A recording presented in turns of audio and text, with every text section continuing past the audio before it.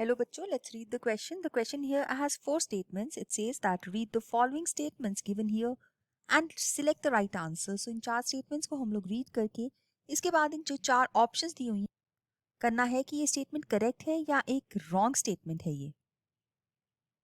So ये जो यहाँ पे question दिया गया है ये International Initiative for Mitigating the Global Change के ऊपर ये question है.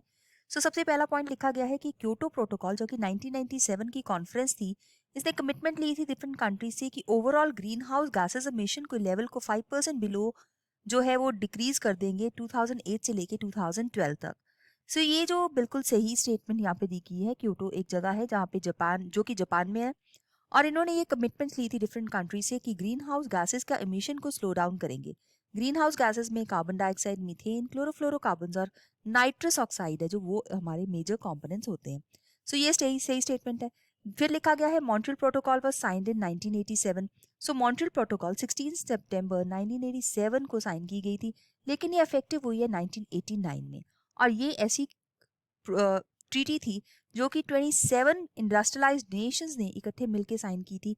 और इन्होंने बोला था कि हम लोग क्लोरोफ्लोरोकार्बन्स जो कि एक तरह के ओजोन डिप्लीटिंग सब्सटेंसेस या ओडीएस ग्रुप ऑफ सब्सटेंसेस के अंदर आते हैं जो कि ओजोन की डिप्लीशन करते हैं.